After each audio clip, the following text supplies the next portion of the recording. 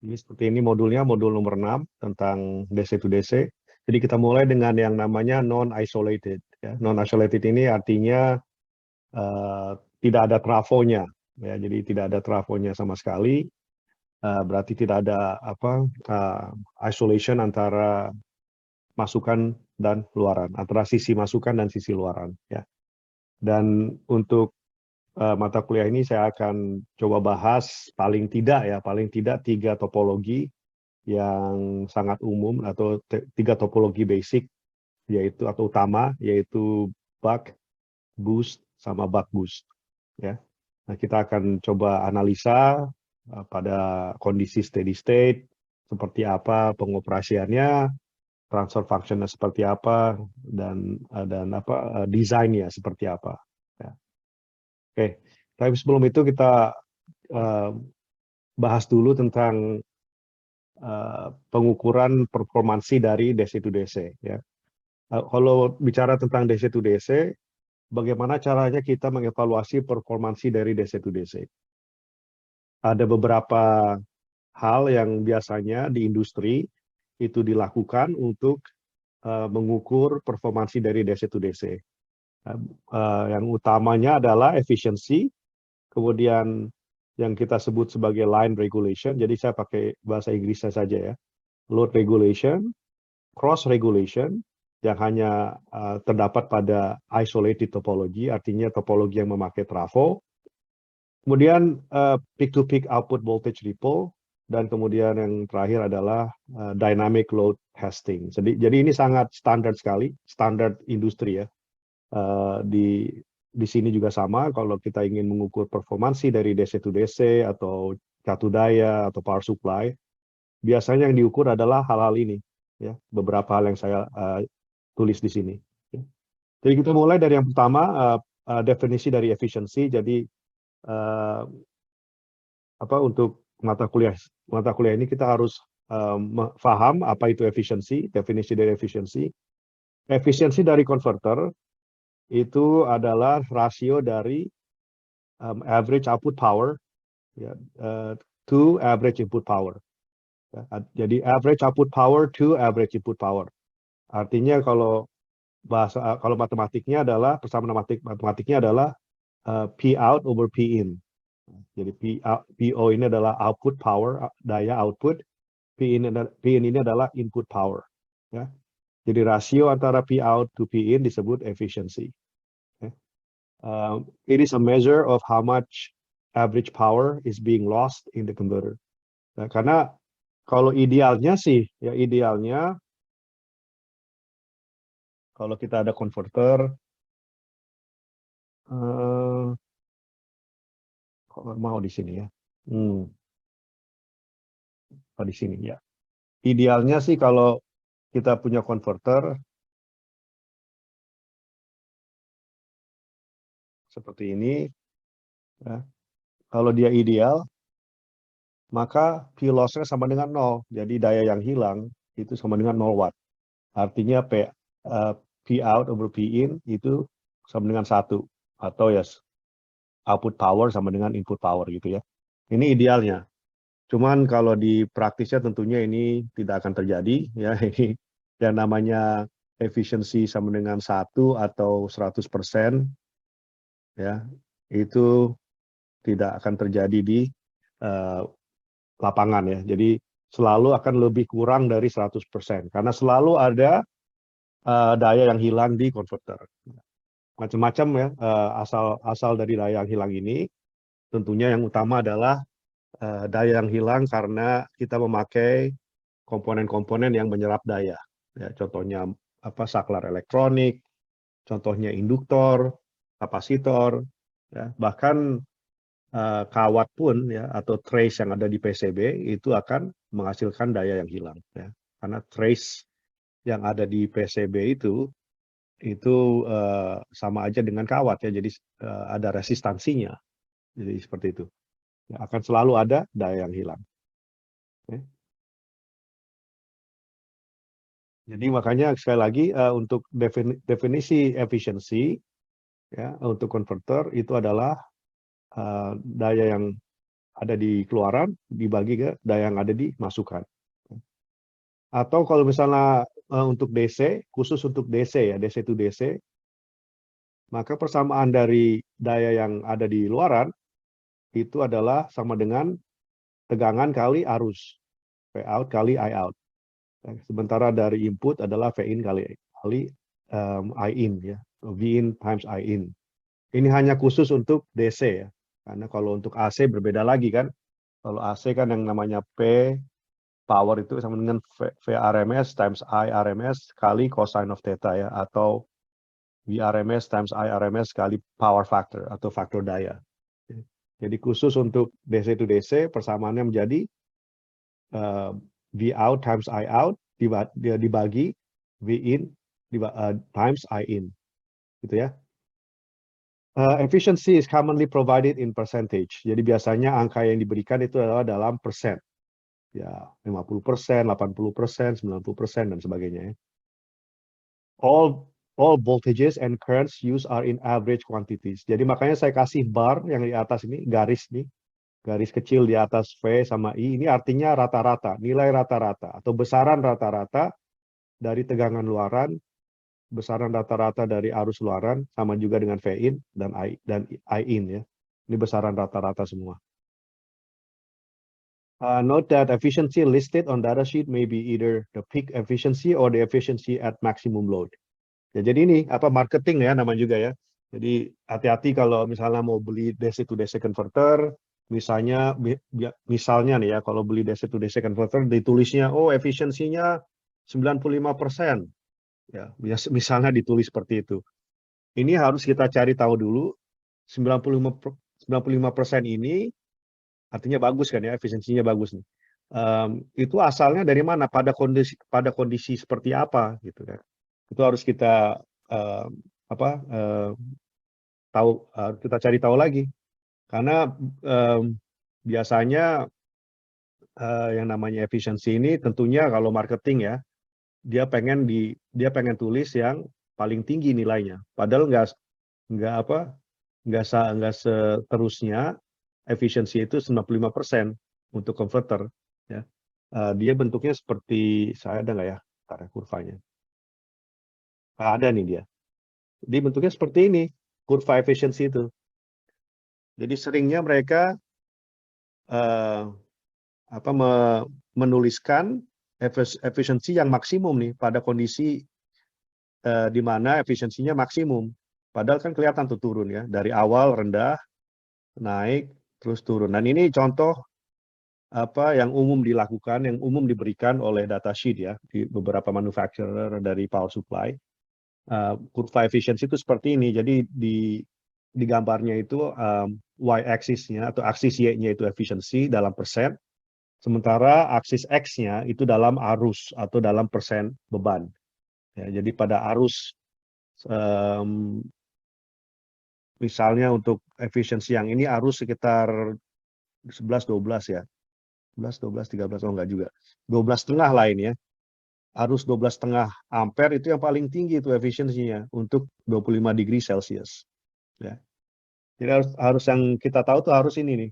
Harus kita cari tahu kurvanya, jangan angka yang diberikan, jangan terlalu percaya dengan apa yang diberikan ya, karena ini bisa jadi adalah peak efficiency ya.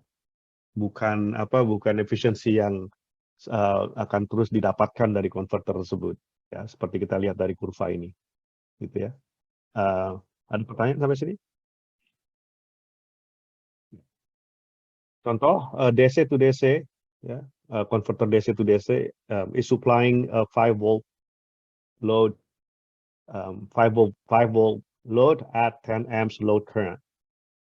If the applied input voltage is 10 volts and the efficiency is 80%, then calculate the average input current. Ya, jadi dari sini kita lihat ada beberapa angka yang diberikan. Pada masukannya kita dapat 5 dan 10. Di luarnya ada, di luarannya ini. Luarannya itu adalah 5 sama 10 ya. Jadi di luarannya itu ada 5 volt sama 10 ampere. Sedangkan masukannya adalah berapa tadi? Masukannya adalah 10 volt. 10 volt. Right. Terus dikasih lagi apa? Efisiensinya. Efisiensinya adalah 80%. Jadi efisiensinya adalah 80%. Seperti itu. Yang ditanya adalah arus masukannya berapa?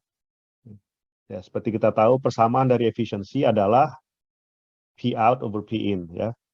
Seperti itu. P out ini kalau untuk DC to DC tentunya adalah V out kali I out, B in kali I in, gitu kan ya. Ini sama dengan 0,8.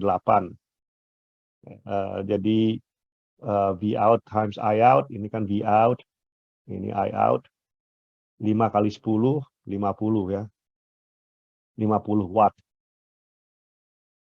Ya. 5 volt kali 10 ampere sama dengan 0,8 dikali V in. Oh, V in-nya kita tahu ya. Berapa V in-nya? 10. 10 volt kali I in, seperti itu ya. Maka dari sini kita tahu bahwa I in sama dengan berapa tuh? 50 watt dibagi 0,8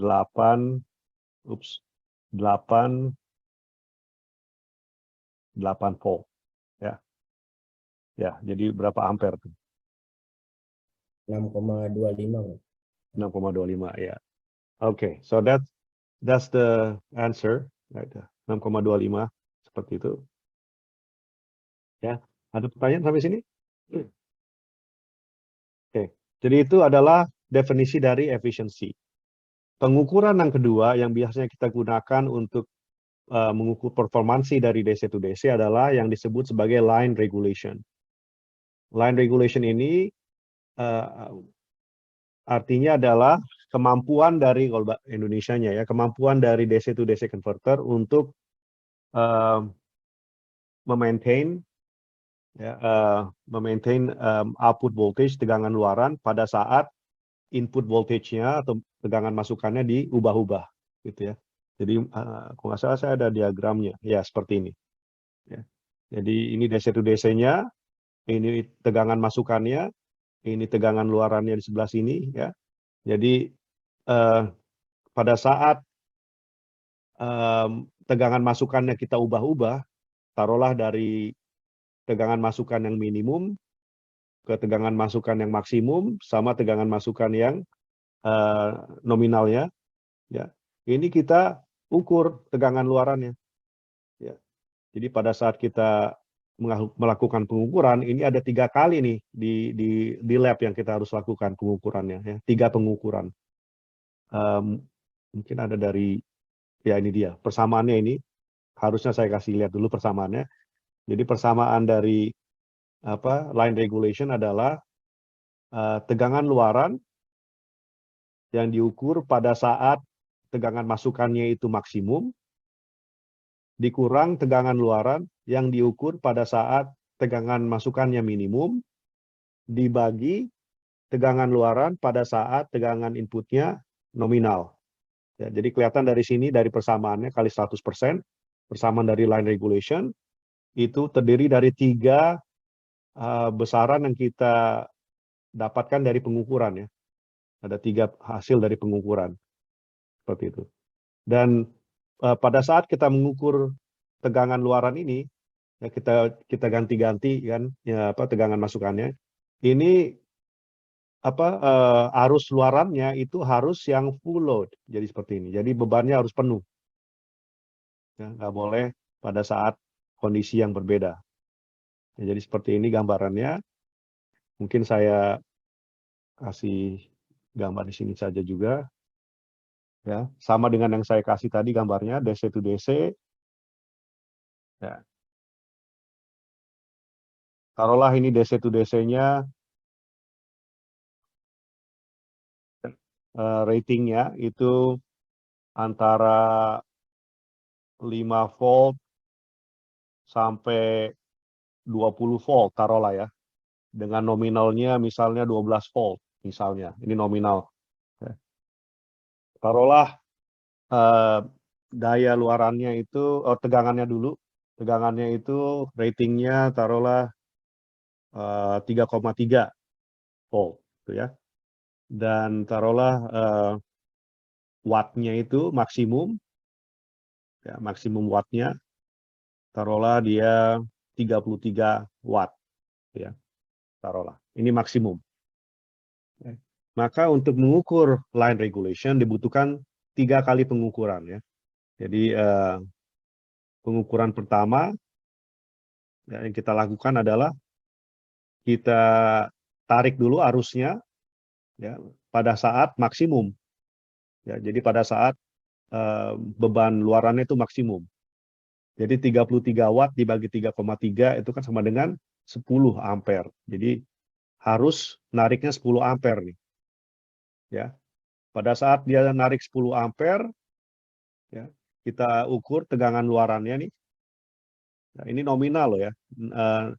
3,3 volt ini nominal. Ini yang ditulis di datasheet, ya. Nah, pada saat pengukuran pertama kita bisa ukur pada saat inputnya minimum gitu, ya, V in min. Jadi taruhlah V in min dulu. Pada saat tegangan inputnya minimum, kita ukur V out-nya. Tegangan luarannya berapa nih, ya. Nah, ini kita sebut sebagai V out, apa yang saya tulis tadi? At, di persamaannya tadi saya tulis sebagai V out at low input, ya, V out at low input. Ya, seperti itu. Low input. Oke. Nah, ini baru satu pengukuran, ya. Jadi paham, ya? Bayangkan kalau kita di lab sekarang nih, ya, kita ada DC to DC, dari power supply-nya kita taruh 5 volt nih, karena dia 5 voltnya itu kan minimum tuh. Taruh 5 volt di inputnya, terus arus di outputnya kita tarik 10 ampere, terus kita ukur tegangan luarannya berapa tuh, ya. Akan sekitar 3,3 nih, ya. Cuman tidak akan exactly 3.3, ya, tidak akan sama dengan 3,3, akan akan lebih kurang dari 3,3, ya. Nah, itu yang pertama. Ada pertanyaan sampai sini?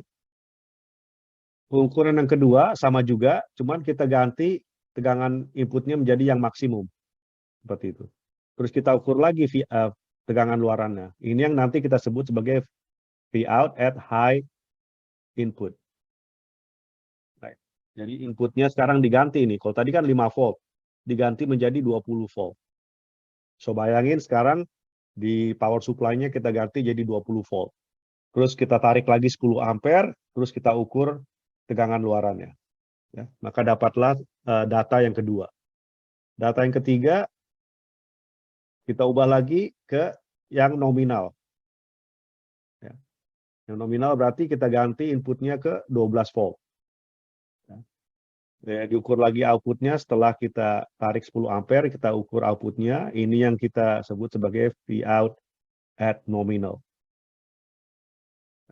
Jadi ada 3, kan? 1, 2, 3 angka. Ya, ada 3 data. Nah, ketiga data tersebut kita masukkan ke persamaan ini. V out at high input, V out at low input, V out at nominal input, kali 100%. Ada pertanyaan sampai sini? Jadi seperti ini yang kita lakukan di lab, ya. Ada pertanyaan? Oke, kalau nggak ada kita lanjut.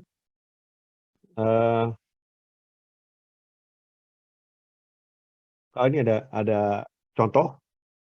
DC to DC converter is rated at 12 volts at 10 amps. Ya, kalau ada tulisan seperti ini, DC to DC converter is rated at 12 volts and 10 amps. Ini artinya hubungannya ke luaran ini. Ya, jadi tegangan luarannya itu 12 volt, sedangkan arus luarannya maksimum adalah 10 ampere. Ya, ini artinya nih, kalau tulisannya is rated at, itu artinya maksimum 10 ampere, sedangkan tegangan nominal outputnya 12 volt. Jadi bisa kita lihat power daya maksimumnya adalah 12 kali 10, yaitu 120 watt, ya. Ini 120 watt converter ini. Sedangkan inputnya itu bisa kita ubah-ubah dari 20 volt ke 28. Ya. Terus nominal value-nya, besaran nominalnya 24. Ya, jadi 20 adalah V-in min, 28 V-in max, 24 adalah nominal. Find its line regulation at V-in equals to 20 volts. Right. Find its line regulation if at V-in equals to 20 volt, V-out is 12.29. Jadi kelihatan dari sini datanya, ya tadi ada 3 data kan. Pada saat V-in-nya itu minimum 20 volt, output-nya itu 12,29. Pada saat inputnya diubah menjadi 28 volt, output-nya berubah menjadi 12,35. Berkisaran di 12 kan. Cuman nggak sama dengan 12, cuman berkisaran di 12. Sementara pada saat nominal inputnya 24 volt, ternyata tegangan luarannya adalah 12 volt. Exactly 12 ya. Nah, jadi berapa line regulation-nya? Ya, kita tinggal masukkan saja angka-angkanya seperti ini ya. V-in high minus V-in low divided by V-in nominal. Jadi dapatnya 0.5%. Okay.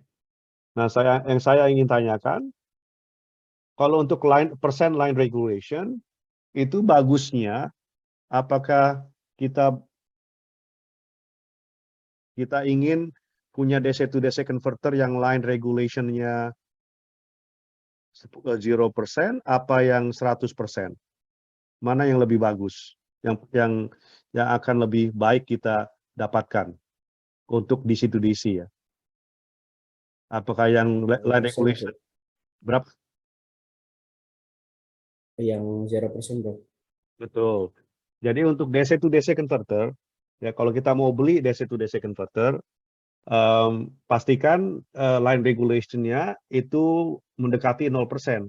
Ya, taruhlah 0,5, 0,25, 1% gitu ya. Kalau sudah sampai 5%, 10% itu udah nggak bagus. Ya. Artinya tegangan outputnya acak-acakan itu. Ya, harusnya 12 volt, nanti bisa jadi 14 volt, bisa jadi 10 volt. Ya.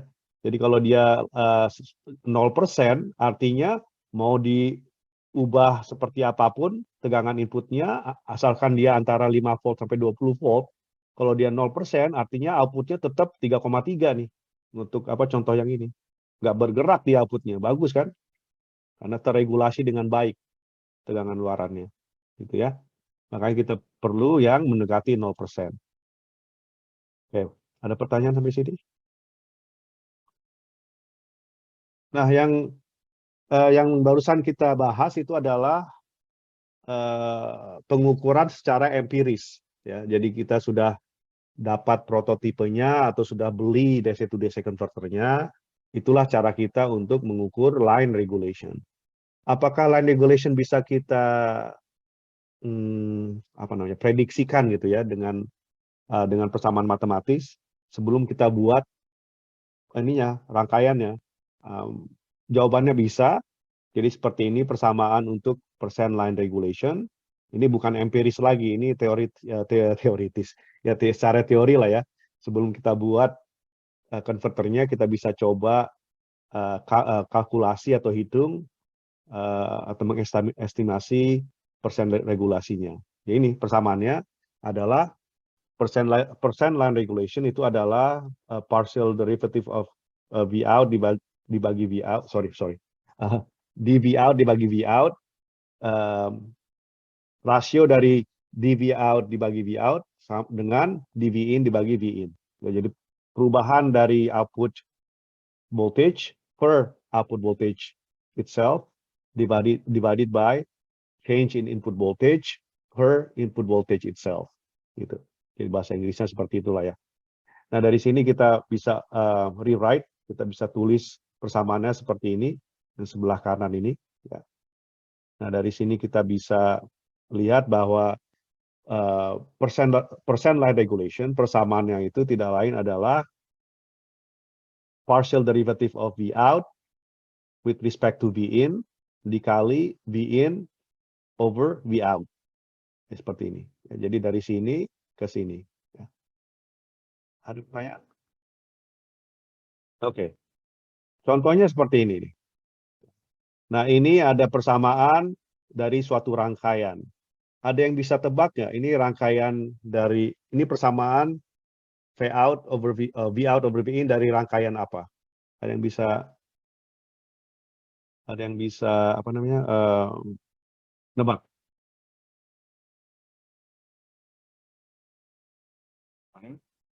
Anda pernah lihat nggak persamaan seperti ini? Saya akan tulis di sini ya. V out over V in is equal to, aduh apa tadi? R out over R in. Oke. R out over R in plus R out. Anda pernah lihat nggak persamaan seperti ini? Yang mirip-mirip seperti ini. Ada yang bisa nebak? Bagaimana kalau rangkaiannya seperti ini?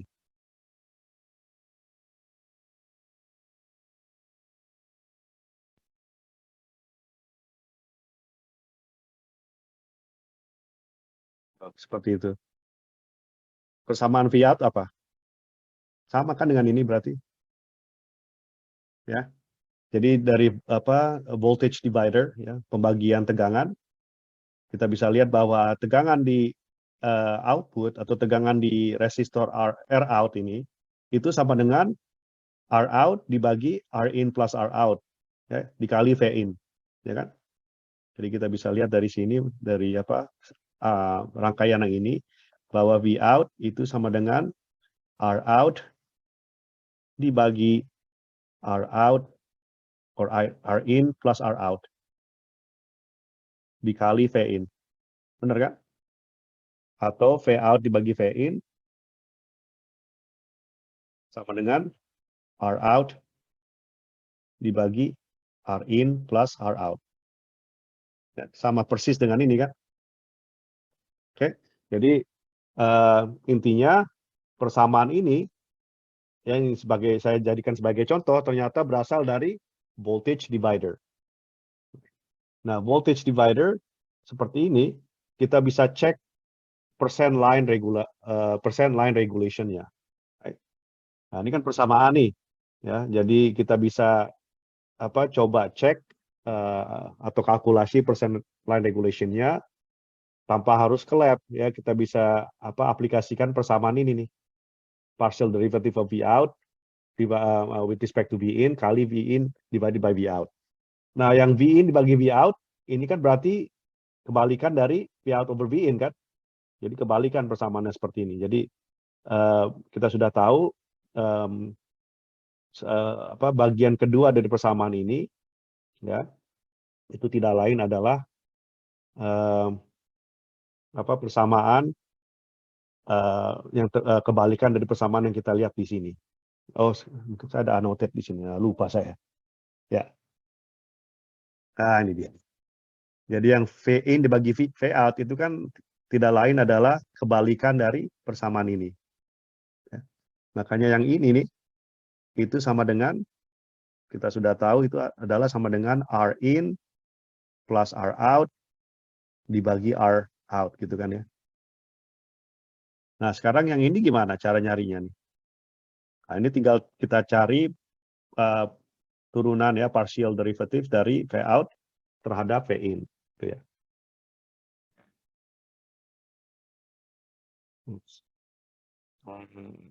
Annotate. Ya, seperti ini. Ya, saya tulis lagi persamaannya, V out sama dengan R out divided by R in plus R out times V in. Kalau ingin kita cari partial derivative of V out with respect to V in, maka yang terjadi adalah tinggal konstantanya saja kan. Tinggal ini saja nih. Nah, kalau kita turunkan partial derivative dari V out with respect to V in, akhirnya menjadi ini persamaan. Nah, dari sini kita tahu bahwa tadi sudah saya sebut ya, bahwa percent line regulation tidak lain adalah sama dengan partial derivative of V out, V in, kali V in over V out, gitu kan ya persamaannya. Nah, sekarang kita sudah dapatkan dua-duanya. Yang bagian ini adalah ini, yang bagian sebelah kanan ini adalah sama dengan yang sebelumnya, cuma dibalik aja ya. Ups, mana dia? Ini dia. Right? Dan yang ini adalah samaan ini, gitu. Kalau kita kalikan keduanya, kelihatan kan? R out-nya cancel, R in plus R out-nya juga cancel, jadi sama dengan 1. Ya. 1 itu sama dengan 100% gitu kan ya. 100%. Jadi kita bisa tahu sekarang bahwa kalau rangkaiannya itu ternyata adalah rangkaian voltage divider, persen regulasinya adalah 100%. Ini bagus nggak untuk DC to DC converter? Tentunya tidak kan? Tadi kan saya sudah sebut bahwa untuk DC to DC converter yang bagus adalah yang mendekati 0%. Ya. Terus apakah kalau ada rangkaian yang line regulation 100% itu selalu jelek? Enggak juga ya. Jadi tergantung apa yang kita inginkan. Kalau yang kita inginkan adalah DC to DC converter, ya iya 100% jelek. Artinya kita pengennya yang mendekati 0%. Tapi kalau misalnya yang kita dapatkan adalah 100%, maka ini akan menjadi sangat bagus rangkaian yang memiliki line regulation 100%, itu adalah rangkaian yang sangat ideal untuk apa namanya? Untuk sensor, untuk voltage sensor. Ya. Karena 100% ini artinya, ya, 100% ini artinya adalah kalau kita ubah, ya, V-in-nya itu kita ubah by let's say 20%, maka V-out-nya itu juga akan berubah 20%. Jadi setara dia, proporsional. Ya. Jadi bayangkan, ya, seperti ini nih rangkaiannya kan. Kalau saya ubah inputnya sebanyak 20%, maka outputnya juga akan berubah sebanyak persen yang sama. Gitu. Ya. Kalau diubah sebanyak 50%, maka output pun akan berubah sebanyak 50%. Ini kan bagus untuk sensor. Ya, sensor yang untuk tegangan. Ya, karena dia sensitif kan berarti sangat sensitif.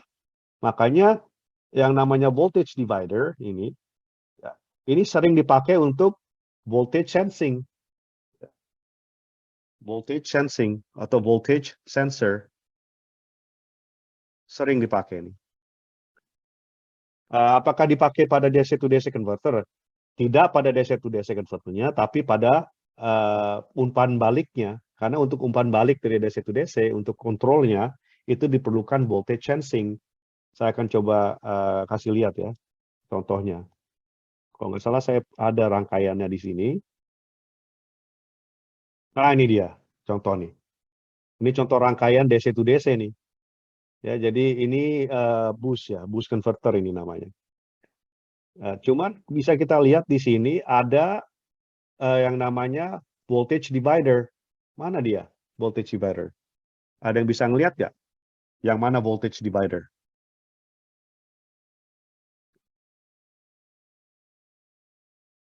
Ada yang bisa lihat di mana voltage dividernya?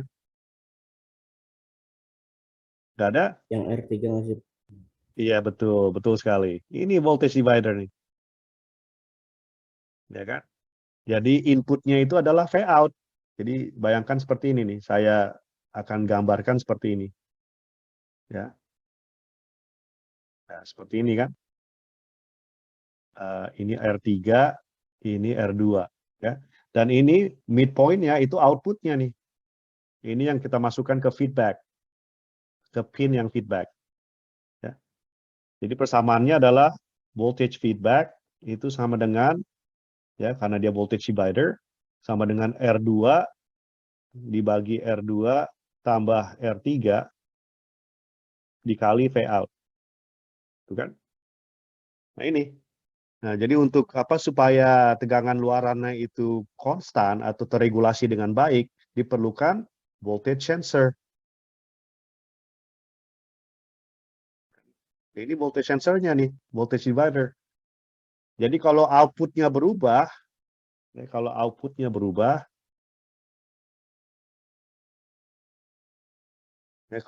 ini berubah, maka otomatis ini kan sama nih, ya kan, titiknya sama ya. Jadi kalau outputnya berubah, maka otomatis tegangan yang VFB-nya juga berubah.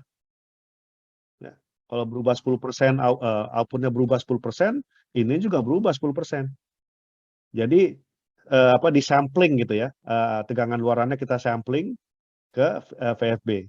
Jadi di dalam controller ini ada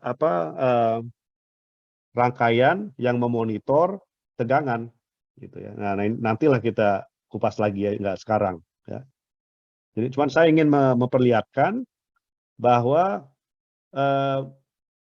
yang namanya 100% line regulation belum tentu jelek ya.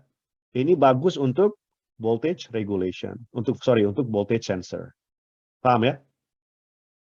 Jadi sensor yang ideal itu adalah untuk voltage sensor yang ideal itu yang regulasinya 100%. Jadi sangat sensitif kan, bagus. Ya, ada pertanyaan sampai sini? Nah, ini sangat sering dipakai ya, ngomong-ngomong ya. Jadi voltage divider ini sangat sering dipakai untuk voltage sensor. Nah, sorry saya lupa sebut untuk praktisnya karena dia menggunakan voltage divider ya. Jangan lupa R3 sama R2-nya itu harus nilainya yang besar. Ya. Jangan yang kecil ya. Kenapa nggak boleh yang kecil? Taruhlah, kenapa saya nggak bisa taruh misalnya 1 ohms sama misalnya 2 ohms gitu ya. Kenapa nggak, kenapa nggak boleh seperti ini? Dan tahu? Kelihatan kan besarannya besar kan tuh, resistansinya besar. Berapa tuh? 10,7 K sama 1,24 K. Kenapa harus yang besar resistansinya? Biar arusnya kecil Mas Bro. Betul. Jadi ini kan untuk sensor. Kalau yang namanya sensor itu jangan sampai dia menyerap daya. Yang namanya sensor harus menyerap dayanya sangat-sangat kecil. Kalau sensor menyerap dayanya besar itu nggak bagus sensornya. Ya, yang menyerap daya itu harusnya beban. Ini kan beban nih. Ya, load. Ini yang harusnya menyerap daya. Sensor jangan sampai menyerap daya. Rugi nanti. Ini PLOS ya tadi kan. Ingat kan PLOS gitu ya. PLOS-nya ntar tinggi, efisiensinya ntar rendah. Gitu. Jadi bagus. Tadi jawabannya benar. Supaya tidak ada arus. Ya, makanya dibuatlah atau dipilihlah resistor yang besar-besar seperti ini. Ya, besaran resistansinya besar maksudnya. Ya. Jadi ingat ya, jangan taruh resistansi yang kecil. Ya, nanti panas nanti, dan kalau udah panas dayanya banyak yang hilang gitu ya. Oke, bagus. Clear all. Oke, balik lagi ke poin yang tadi.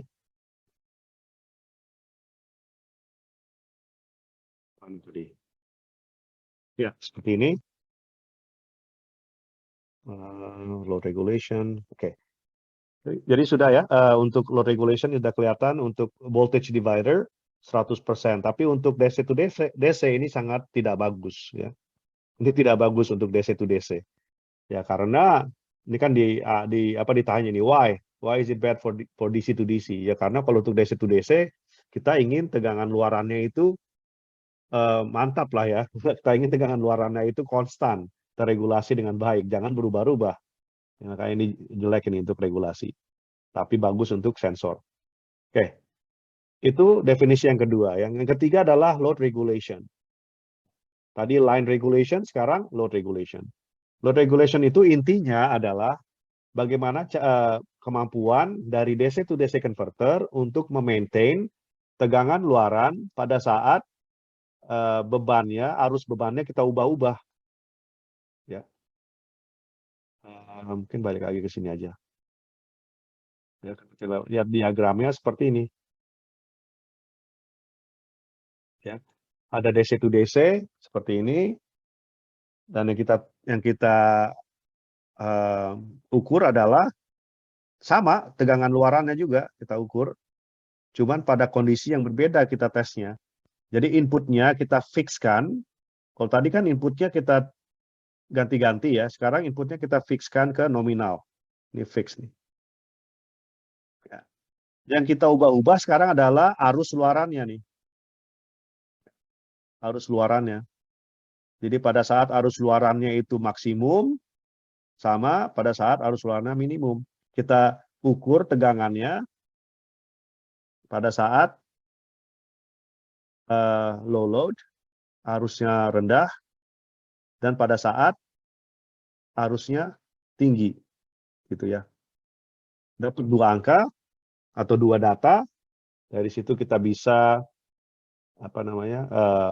memasukkan kedua data tersebut ke persamaan dari load regulation.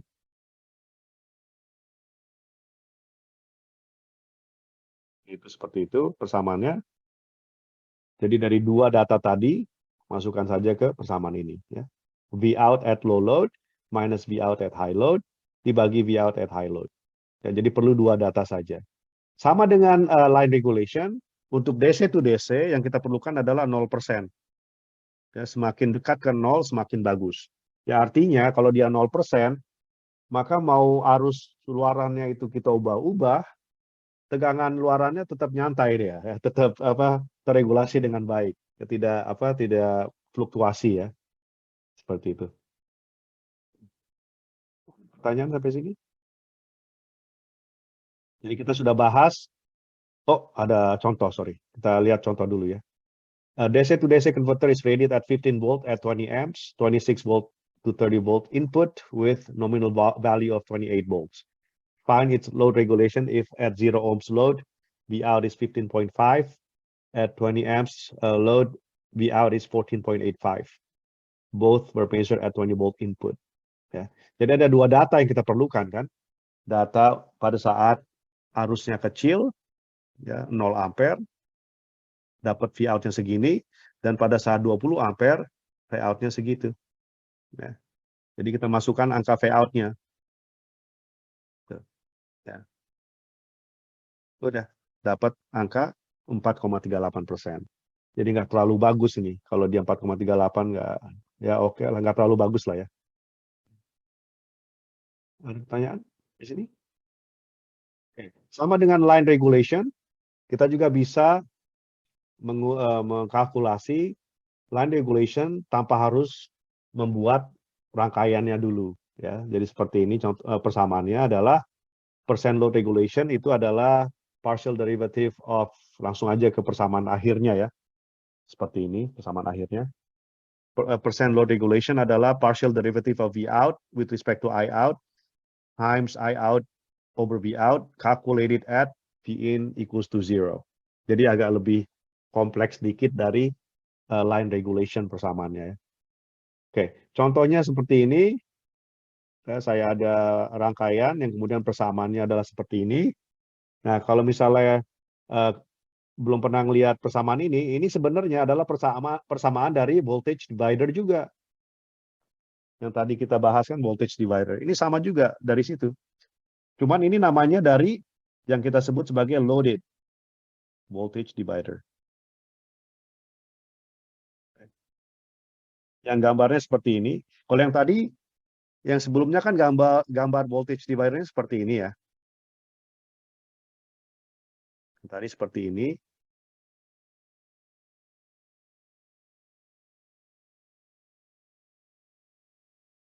Nah, ini namanya unloaded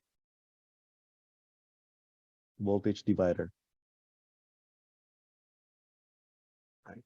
Kalau dia loaded, ya, ini kita lihat I. Kalau dia unloaded, I in sama dengan I out. Right. I in sama dengan I out. Nah, kalau dia loaded berbeda. Seperti ini dia kalau loaded.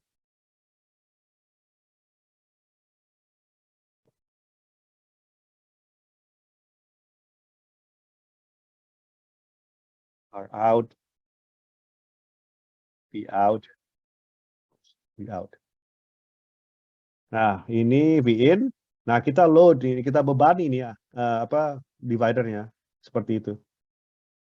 Ya, dengan cara ya kita taruh resistor lagi, tambahan lagi resistor. Nanti akan ada I out. Jadi I out-nya sebelah sini. Ya, I out. Nah, ini I in tetap. Jadi kelihatan kan kalau untuk yang loaded, ya loaded voltage divider, I in tidak sama dengan I out. Paham ya? Nah ini, jadi ini persamaan dari loaded voltage divider. Oke. Nah, ada pertanyaan sampai sini? Oke, kalau nggak ada, saya akan hapus nih ya gambarnya. Nah, dari sini gimana caranya kita mengkalkulasi load regulation? Ya, dengan mengaplikasikan persamaan tersebut. Ya. Oke.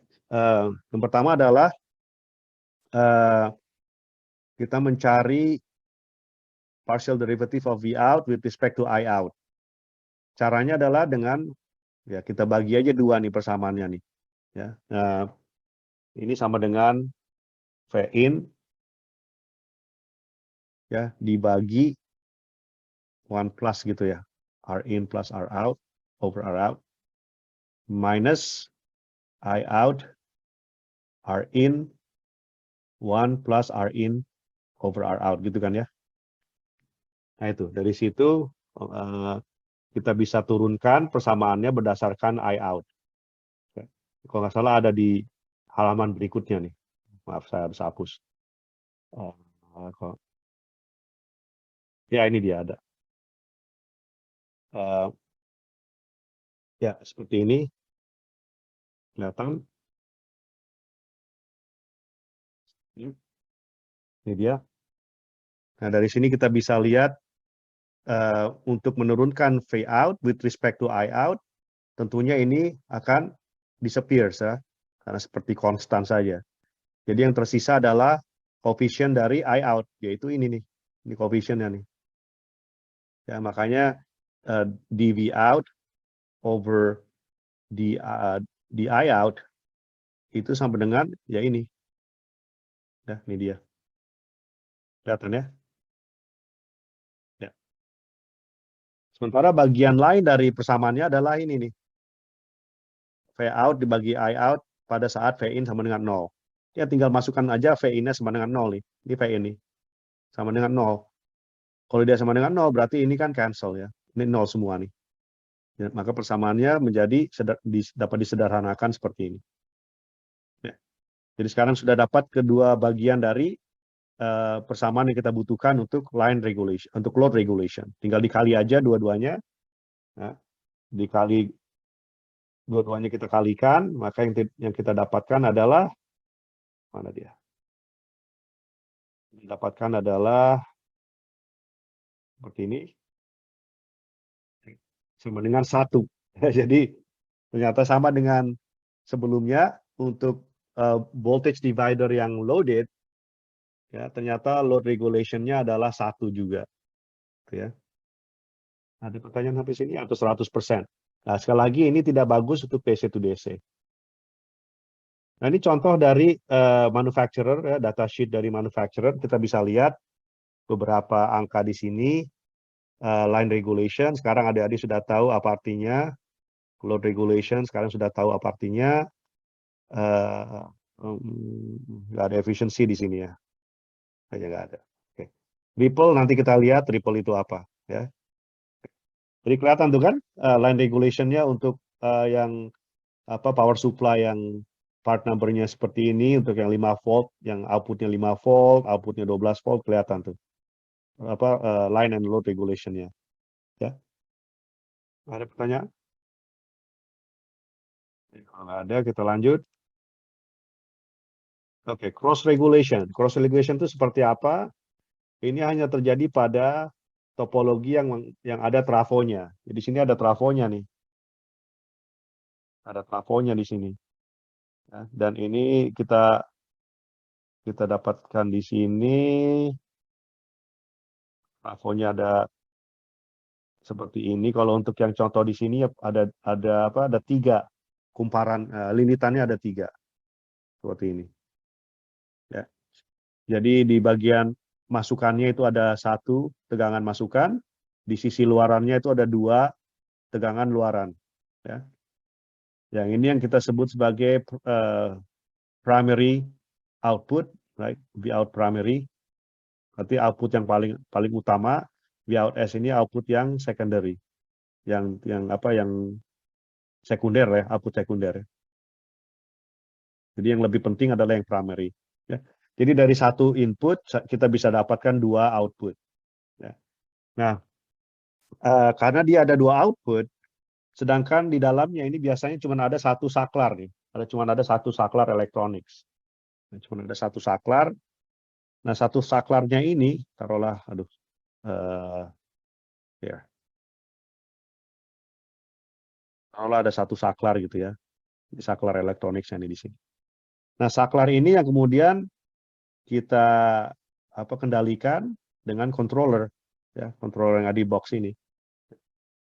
Jadi untuk tegangan luaran yang utama, primary atau primer, itu kita menggunakan sensor nih, ya, menggunakan sensor untuk memonitor tegangan luaran. Ya, sementara yang sekunder kita nggak pasang sensornya, nggak bisa karena cuma bisanya satu kan, karena cuma ada satu saklar. Nah, jadi cuma bisa satu sensor yang kita hubungkan ke salah satu tegangan luarannya, gitu ya. Nah, ada beberapa kasus yang kita bisa lihat di sini. Contohnya adalah ketika yang pertama adalah bagaimana atau apa yang terjadi kalau misalnya tegangan inputnya berubah. Tegangan inputnya berubah. Dia bisa turun atau naik, terserah ya. Berubahlah pokoknya ya. Maka tentunya kedua tegangan ini akan berubah juga. Ya. Karena kedua tegangan ini berubah, maka yang primer akan melihat secara langsung bahwa tegangannya berubah.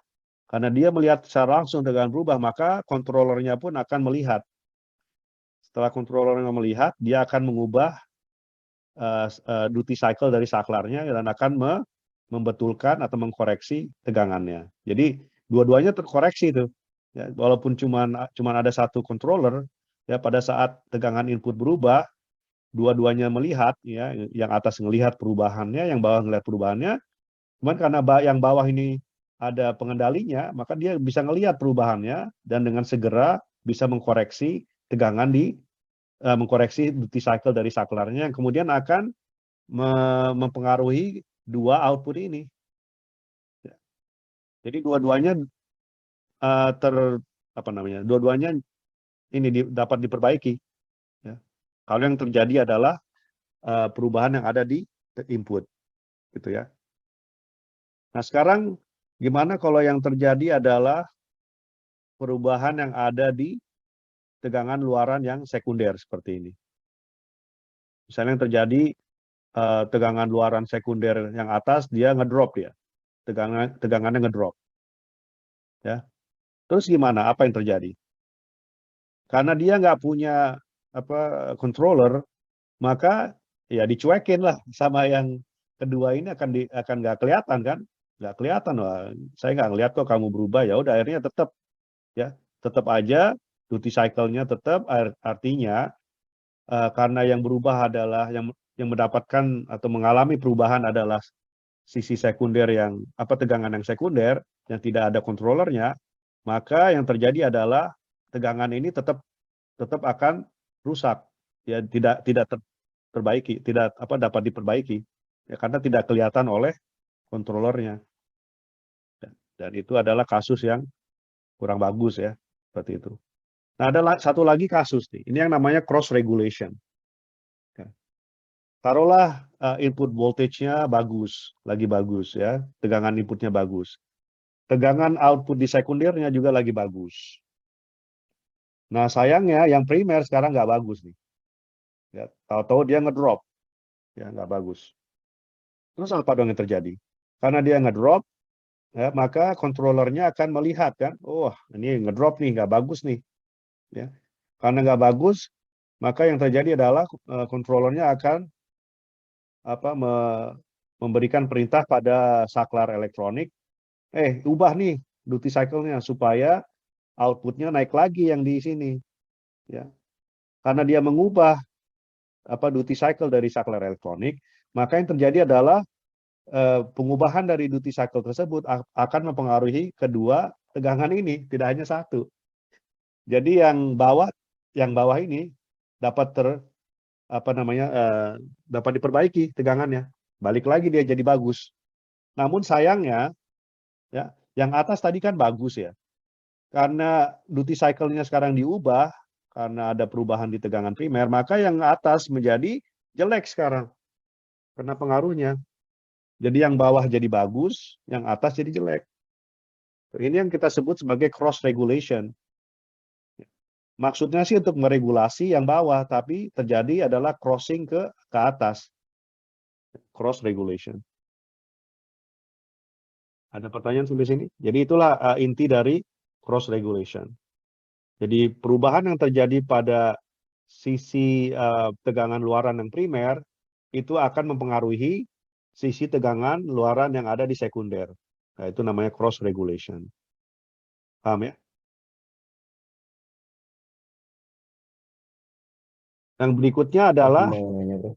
oh silakan. Kalau yang dari gambar tadi tuh, Bro.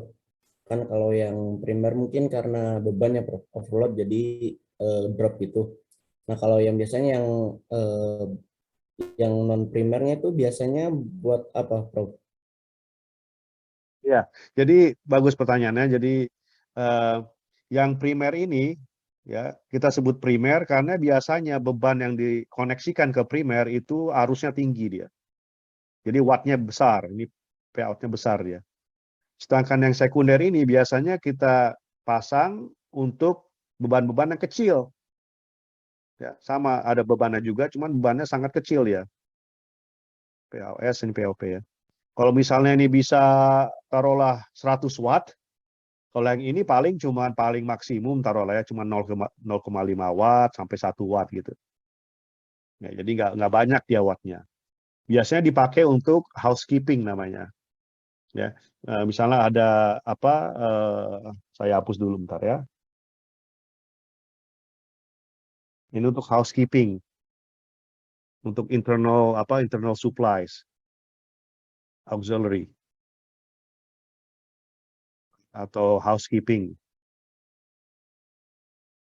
Contohnya, kalau misalnya di bagian luaran ini ada beberapa chip ya, atau ada microprosesor misalnya, ada IC1, IC2. Ini kan perlu supply. Supply ini biasanya kecil aja, nggak perlu besar-besar wattnya. Jadi kita supply gitu. Seperti itu. Terjawab pertanyaannya? Oke, Ya, Bro. ya. Jadi ada beban. Kenapa? Jadi tetap ada bebannya, Bro. Bisa bisa dibebanin Iya, gitu. betul ya. Dia tetap ada bebannya, cuman bebannya kecil, gitu ya. Bebannya kecil. Masuk. Ya, kalau ini bebannya besar sekali nih. Ini memang untuk apa? Untuk ya yang kita benar-benar targetkan untuk beban ya. Contohnya untuk laptop, untuk apalah ya, LED driver, untuk macam-macam lah ya, beban-beban yang besar. Oke. Ada pertanyaan lain? Kalau nggak ada, kita lanjut ke berikutnya adalah peak to peak output voltage ripple. Tadi kan di datasheet-nya ada ya. Ini ya. Voltage mana dia? Ripple and noise ya kan. 100 milivolt peak to peak, 120 milivolt peak to peak gitu kan ya. Itu artinya adalah kalau kita lihat di outputnya, tegangan di luaran nih ya, di luaran sini ya, itu nanti dia nggak akan rata tegangannya, nggak akan apa, misalnya taruhlah ini 12 volt ya, itu nggak akan rata dia, pasti ada riaknya gitu ya, kalau bahasa Indonesia mungkin riak ya, ada ripple-nya, kalau kita zoom in gitu ya, kita zoom in, dia ada riaknya tuh, ada apa ripple, ada peak to peak ripple-nya. Nah ini yang kemudian kita bisa ukur maksimum sama minimumnya, ya seperti itu. Ya.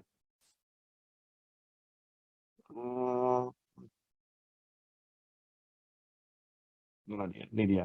Jadi mana sih?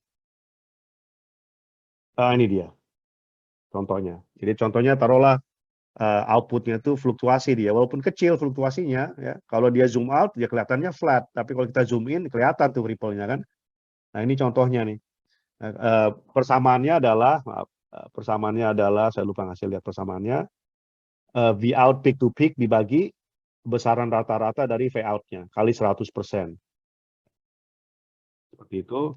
Jadi kalau misalnya contohnya adalah maksimumnya 5,1 volt, minimumnya 4,9 volt, sementara rata-ratanya adalah 5 volt, maka persen peak to peak ripple-nya adalah 5,1 dikurang 4,9 dibagi 5 volt, yaitu 4%. Atau ya kalau yang tadi di data sheet-nya ya tinggal dilihat aja peak to peak-nya dari sini ke sini. Dari peak ke peak gitu, dari situ ke situ. Nggak usah dipersentin, nggak usah diubah menjadi persen gitu lah ya. Oke, itu bisa juga. Oke, ada pertanyaan sampai sini? Tentunya untuk peak to peak persen ripple ya Pak, lebih kecil lebih bagus ya. Kita pengen kan supaya tegangan itu ya rata ya. Kalau rata kan berarti nggak ada ripple-nya ya, cuman ya susah. Karena kita memakai switching saklar ya, jadi agak susah untuk mendapatkan yang benar-benar rata gitu ya. Oke, yang terakhir adalah dynamic load testing. Ya, jadi ini lebih untuk melihat stabilitas dari DC to DC dan juga respons ya, kecepatan respons dari DC to DC. Biasanya yang biasanya kita jalankan itu adalah kalau ini misalnya DC to DC ada dua macam. Ya. Kalau ini dynamic load artinya ya, V-in-nya kita fixkan. Ya, yang kita ubah adalah load-nya, arus ya. Jadi I out-nya kita ubah, tapi ubahnya dengan step. Seperti ini step ya. Step up, step down. Gitu. Jadi taruhlah dari 0 ampere, tahu-tahu dia naikkan ya, menjadi 10 ampere gitu lah ya. Dari 10 ampere kita turunkan langsung menjadi 0 ampere lagi. Atau mungkin bahasa yang lebih bagusnya adalah dari low ke high. High load dari low load ke high load. Dari high load ke low load lagi. Ya. Nah, dari sini kita bisa ngelihat responsnya itu gimana nih tegangannya. Tegangan luarannya responnya seperti apa.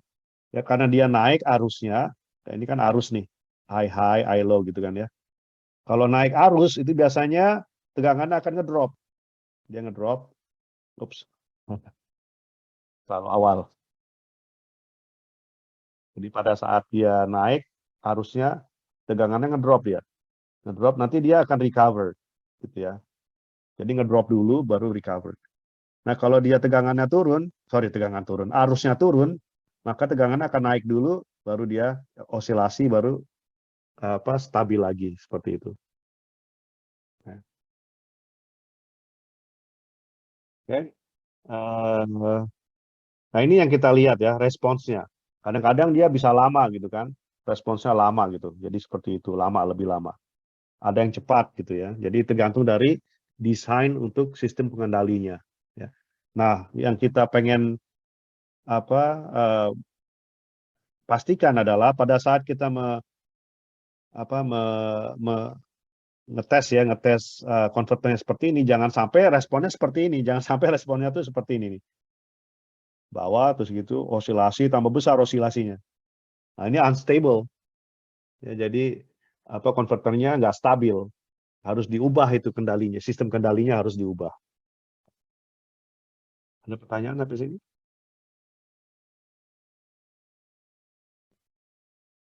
Kalau nggak ada, ini contohnya ya. Contohnya saya pakai boost converter. Ini saya ganti arusnya dari tinggi ke rendah. Ini kelihatan nih, dari tinggi ke rendah. Ya, pakai pulse ya. Ya, dari tinggi ke rendah kelihatan kan? Pada saat ini tegangan nih, yang hijau ini V out nih. Kelihatan kan? Awalnya stabil 12 volt. Pada saat arus turun, naik dia. Naik dulu, baru turun, naik lagi dan stabil. Ya, ini bagus nih. Ya, jadi kelihatan berapa lama transisinya itu berjalan gitu ya. Kelihatan dari situ. Ya, di sini kelihatan sekitar berapa lama tuh transisinya tuh. Sekitar dari sini ke sini. sekitar 1 milisecond ke sekitar 5 ya, 5,5 milisecond lah ya responsnya. Ini lumayan cepat lah ya. Seperti itu. Ini yang sering kita lakukan juga untuk pengukuran performansi dari DC to DC converter. Ada pertanyaan sampai sini?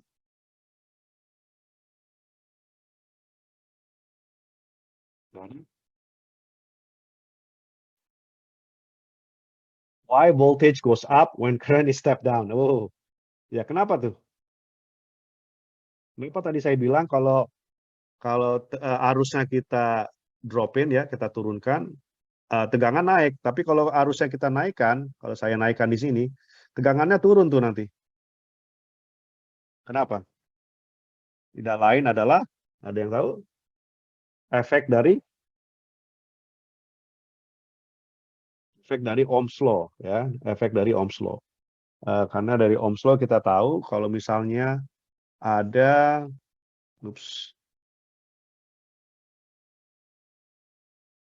kalau misalnya saya punya DC to DC misalnya ya. Oh, jangan pakai ini deh. Saya gambar pakai buck converter dulu ya.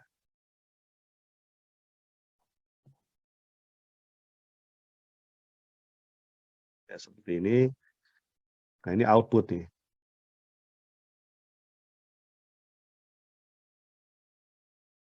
Ini input. Ya.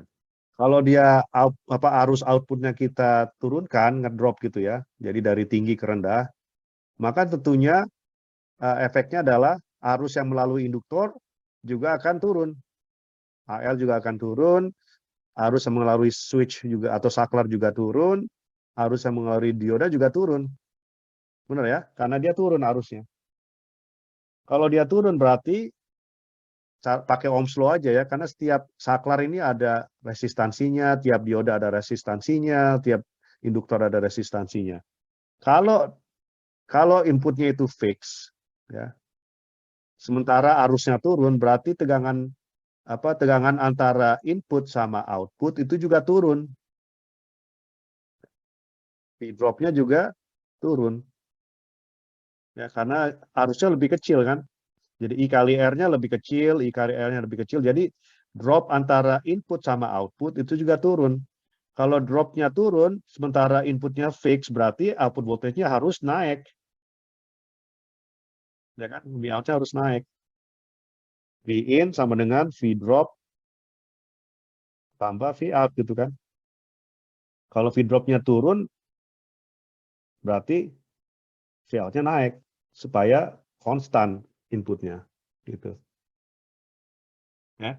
Jadi sebaliknya kalau arusnya tambah tinggi, arusnya naik dari low ke high, maka V drop-nya juga akan naik. Kalau V drop-nya naik ya, bukan turun sekarang. Kalau dia naik berarti V out-nya harus turun supaya V in-nya konstan. Ya, maka tadi saya bilang kalau dia arusnya turun, maka tegangan luarannya naik dulu dia. Tapi pada saat arusnya naik, tegangannya akan turun dulu gitu ya. Kebalikan. Ada pertanyaan dari sini? Oke, sebelum istirahat saya akan bahas dulu yang ini, ya, mungkin cepat saja. Ada beberapa alternatif untuk DC to DC converter, ya, tidak hanya yang akan kita pelajari yaitu switching, tapi juga yang lain. Contohnya adalah voltage divider, linear regulator, sama switching mode yang kita akan bahas secara detail. Untuk voltage divider kita sudah lihat sebelumnya. Ya, voltage divider ini bagus untuk apa tadi? Bagus untuk, ada yang bisa jawab? Voltage divider tidak bagus untuk DC to DC, tapi bagus untuk apa tadi? Sensor. Iya, untuk voltage sensor, ya bagus. Untuk voltage sensor dia top lah, ya bagus. Tapi jangan dipakai untuk DC to DC, ini tidak bagus. Kenapa? Karena efisiensinya sangat jelek, ya.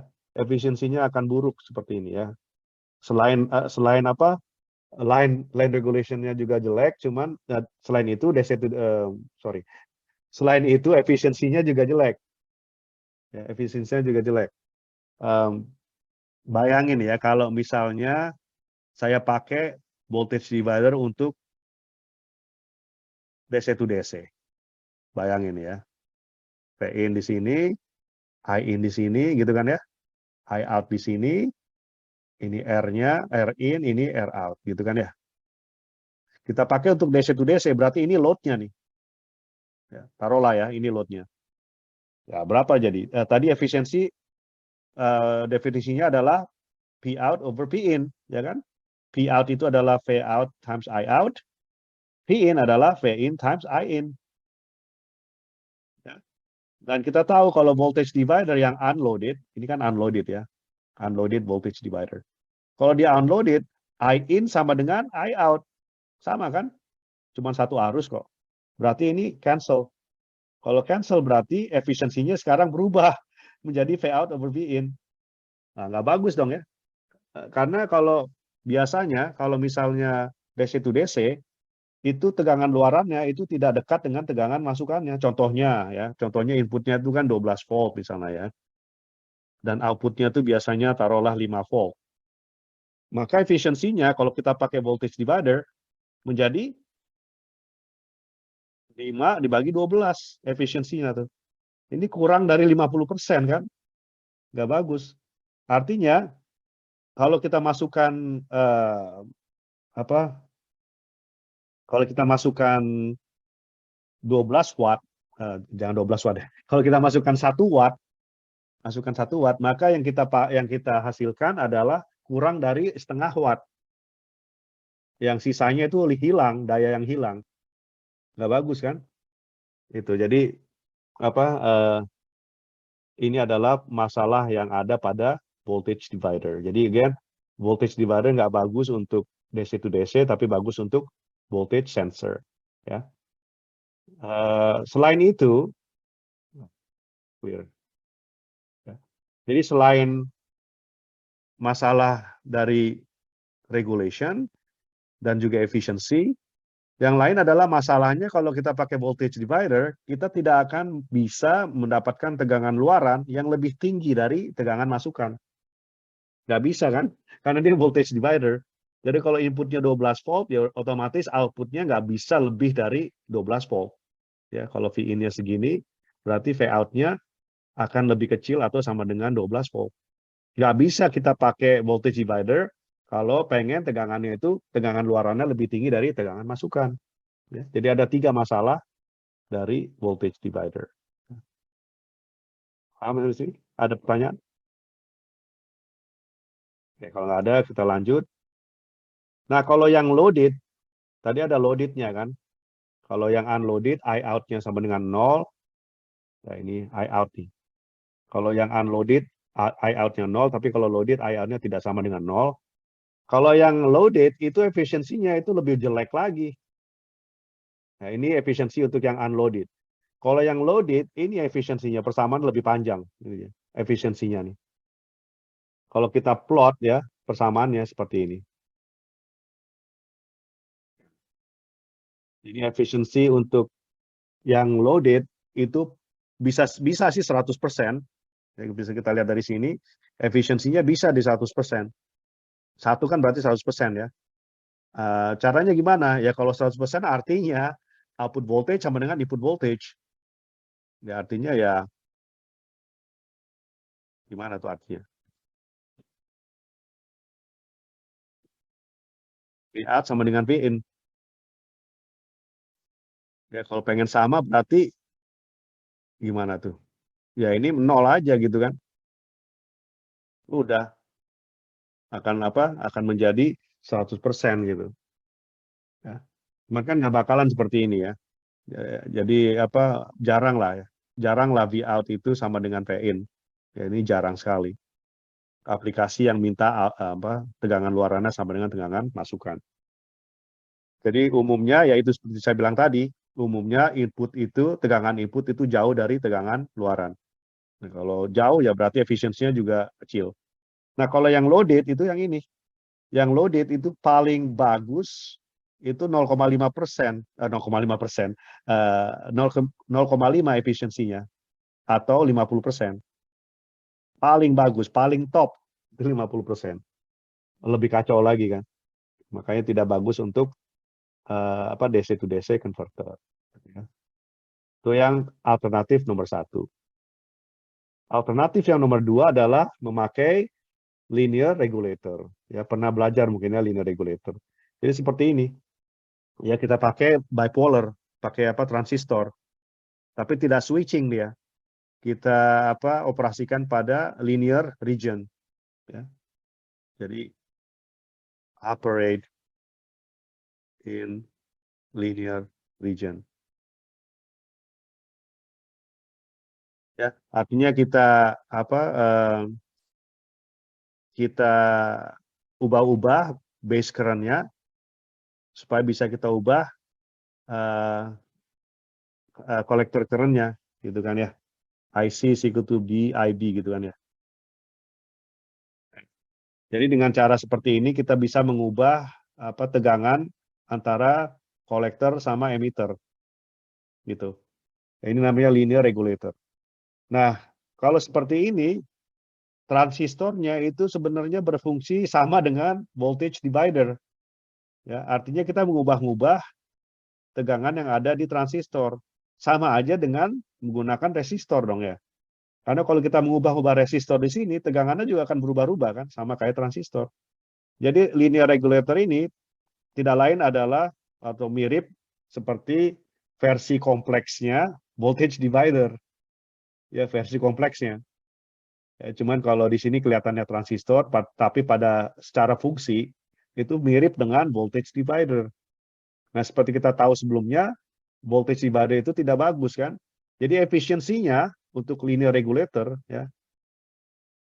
Ini efisiensinya yaitu sama dengan voltage divider, V out over V in. Ya, tidak bagus. Awalnya sih P out over V in, ingat kan tadi, awalnya P out. Ini awalnya seperti ini persamaannya. Cuman karena I in itu sama dengan I out, makanya cancel dia kan, V out, I out gitu kan ya, V in, I in. Dia cancel karena sama. Maka akhirnya persamaannya menjadi lebih sederhana, yaitu V out dibagi V in. Dan ini sekali lagi tidak bagus. Kenapa? Karena biasanya V in jauh dari V out. 15/5 misalnya kan. Itu aja udah 33% tuh. Ya kan? Atau 12/5 itu udah jelek lagi kan. Atau 12/1. Wah, parah kan kalau udah dari 12 volt ke 1 volt. Efisiensinya cuma 1/12. Parah kan? Ya seperti itu. Ada pertanyaan sampai sini?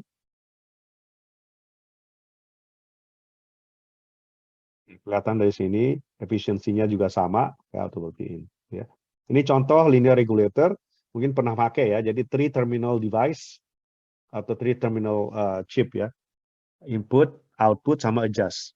Nah, jadi biasanya seperti ini ya, bentuknya. Dan ini voltage divider untuk memonitor output ya. Memonitor output gitu ya. Itu.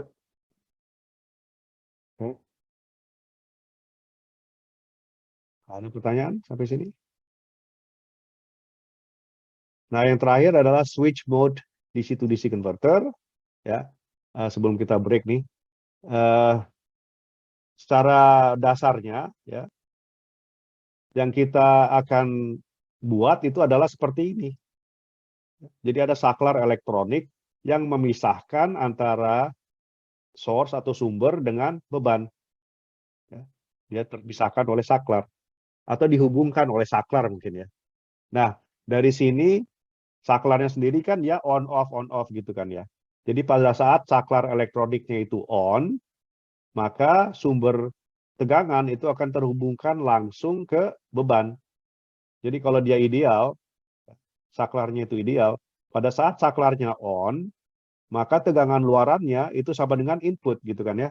Jadi pada saat dia on, saklarnya on,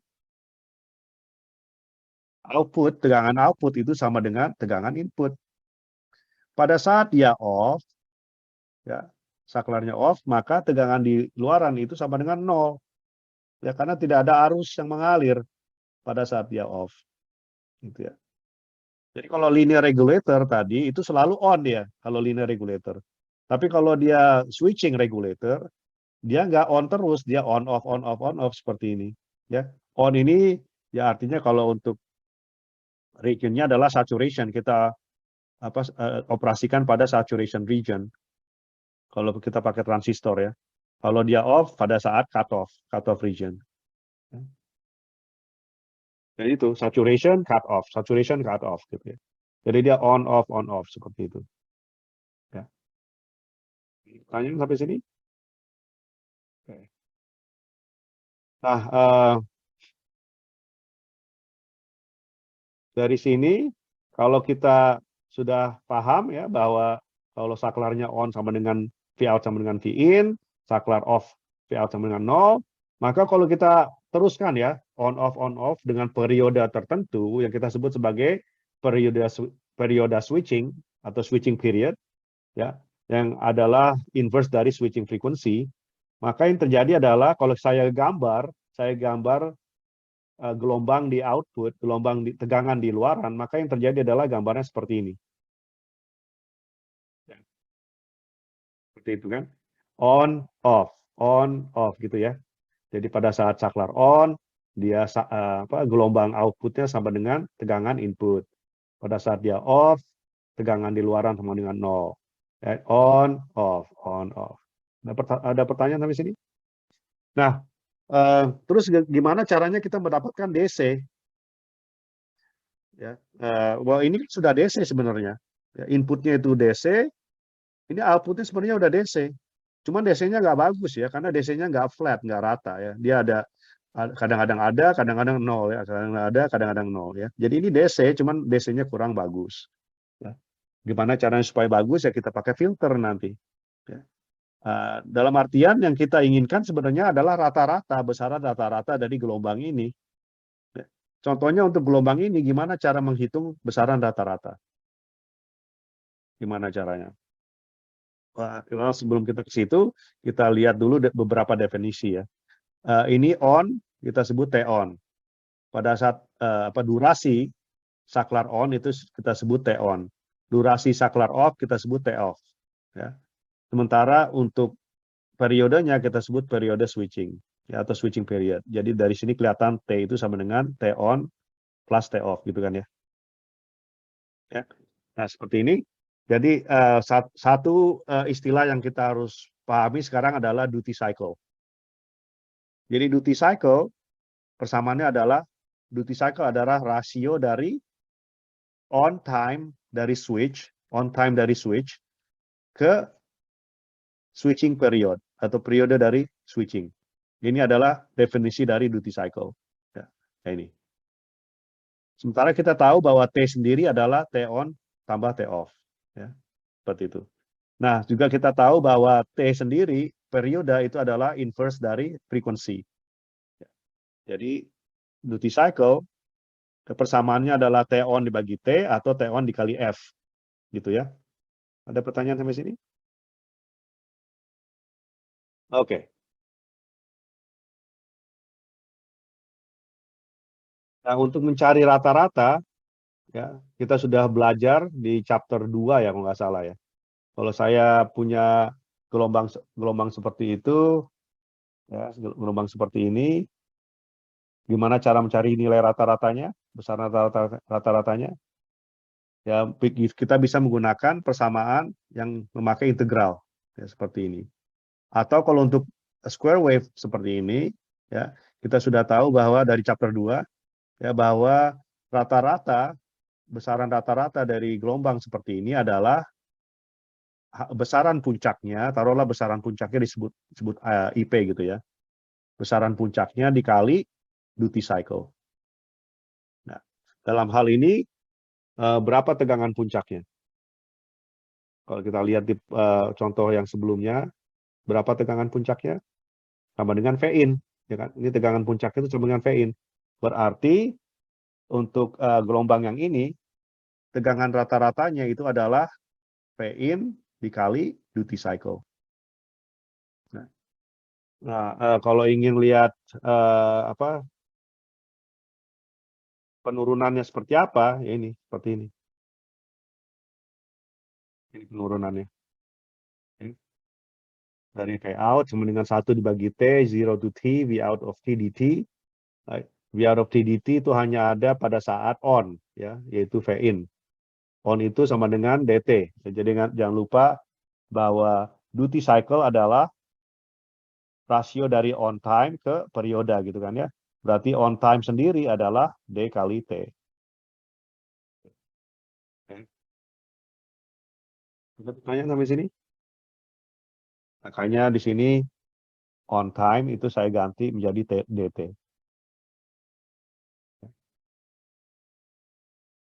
Ada pertanyaan? Jadi seperti itu untuk mencari besaran rata-rata dari tegangan yang square wave, ya. V out sama dengan V in dikali D.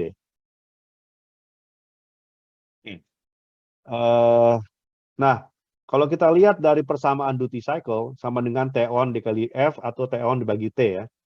Ada dua metode switching. Yang pertama seperti ini. Ya, karena kita tahu bahwa V out itu sama dengan duty cycle times V in. Ya. Kalau V in-nya itu fix, ya, berarti kita bisa mengubah-ubah besaran dari tegangan luaran dengan mengubah duty cycle. Ada dua cara untuk mengubah duty cycle. Ya. Kalau lihat dari persamaannya adalah T on dibagi T atau T on dikali F gitu kan ya. Cara yang pertama adalah seperti ini nih. Ya, kita lihat dia ada 3 contoh. Ya. Dari sini kita bisa lihat duty cycle-nya berubah kan. Dari atas ke bawah, duty cycle-nya semakin besar, benar kan? Duty cycle paling kecil, ya paling kecil, sedang, dan besar. Ya. Caranya gimana? Dengan memanjangkan atau dengan melebarkan gitu mungkin ya. Melebarkan pulsanya. Pulsanya ini kan T-on-nya ya. T-on-nya kita panjangkan tuh. T-on-nya kita lebihkan. Kita lebih lamakan gitu ya. Durasinya kita lebihkan. Ya, jadi T-on-nya kita ubah. Yang kita ubah adalah T-on-nya. Sementara periodenya kita fixkan. Jadi cara yang pertama adalah mengubah T-on, sementara T-nya fix gitu ya. Kalau T-nya fix berarti frekuensinya juga fix. Frekuensinya juga fix. Ya. Artinya apa? Waduh.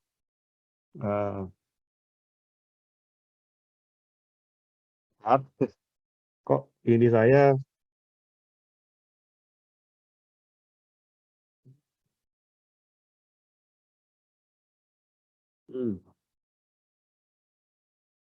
oke. Baterainya hampir habis. Oke, karena T-on-nya diubah-ubah, sementara periodenya kita fixkan, maka ini kita sebut sebagai PWM. Yang kita sebut sebagai PWM. Ya, pulse width modulation. Ini metode yang kita sebut sebagai pulse width modulation. Pulse width artinya pulse width-nya kita ubah-ubah. Lebar dari pulsanya kita ubah-ubah. Sementara periodenya kita fixkan kan, nggak berubah tuh periodenya. Dengan mengubah duty cycle atau mengubah lebar pulsa, semakin besar lebar pulsanya, pada saat periodenya itu fix, maka duty cycle-nya juga akan semakin tinggi. Kalau duty cycle semakin tinggi, berarti rata-ratanya juga semakin tinggi kan? Ingat ya tadi, V out sama dengan V in kali D. Ya, kalau V in-nya fix, duty cycle-nya lebih tinggi, berarti tegangan rata-ratanya juga semakin tinggi. Itu kelihatan kan? Nah, tuh. Lebih tinggi tegangan rata-ratanya. Ini V out rata-rata, V out rata-rata. Ya. Pertanyaan sampai sini? Itu adalah definisi dari PWM, pulse width modulation. Terjadi pada saat lebar pulsanya kita ubah-ubah, sementara periodenya kita fixkan. Izin bertanya, Bro. Ya, silakan. Berarti kalau metode ini V out-nya nggak bisa lebih besar dari V in dong, Bro? Ya, ini nggak bisa. Untuk yang ini nggak bisa. Untuk secara umum, dasar yang basic yang kita sedang bahas sekarang tidak bisa menghasilkan tegangan yang lebih tinggi.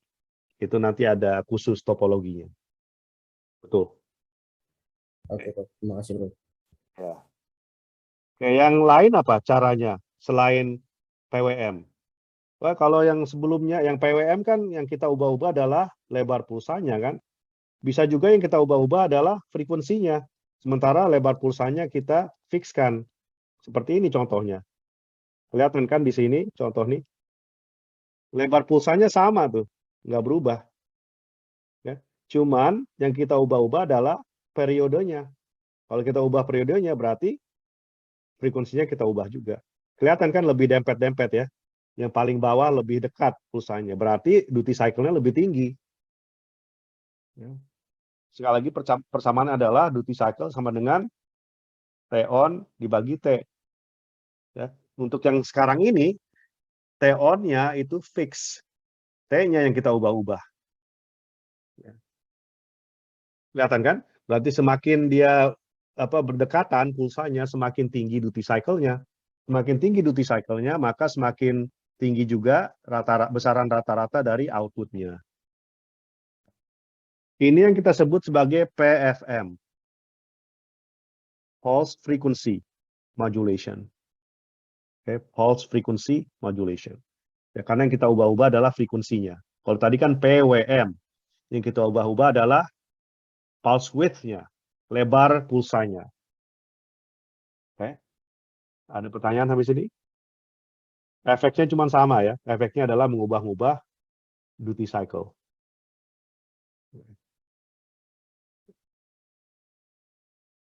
Itu, apakah ada metode yang lain? Ya, ada yang namanya hysteresis atau hysteretic, samalah. Hysteresis sama saja. Jadi caranya adalah dengan membuat dua batasan ya, dua batasan. Jadi batasan maksimum sama batasan minimum. Jadi saklarnya kita on-kan sampai dia menyentuh batasan maksimum. Kalau sudah sampai batasan maksimum, saklarnya kita off-kan. Ya, kita off-kan sampai dia menyentuh batasan minimum, saklarnya kita on-kan lagi. Sampai maksimum kita off-kan lagi seperti itu. Ya. Nah, ini namanya hysteresis atau hysteretic. Ya. Tentunya semakin kecil atau semakin sempit ini ya batasannya, maka dia akan semakin sering untuk switchingnya semakin cepat. Kelihatan kan? Frekuensinya semakin tinggi tuh. Ya. Oke. Ya, seperti itu. Itu adalah metode yang ketiga yang namanya hysteretic. Jadi kita sudah belajar PWM, PFM, dan yang ketiga adalah hysteretic. Lagi hysteretic itu dengan cara dua batasan, ya. Batasan maksimum, batasan minimum. Jadi on-off-nya tergantung dari saat kapan arusnya itu menyentuh batasan maksimum dan pada saat arusnya menyentuh batasan minimum. Seperti itu. Ada pertanyaan sampai sini?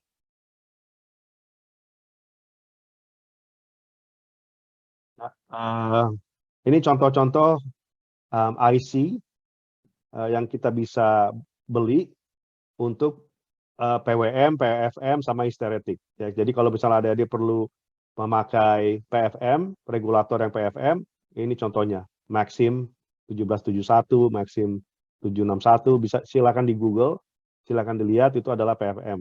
Sementara untuk PWM, yang banyak ya, PWM lebih banyak dipakai, itu banyak lah ya contoh-contohnya. Ini contohnya adalah TPS 430.000 dari Texas Instruments, UC 3840T, dan macam-macam lah ya, banyak lah ya.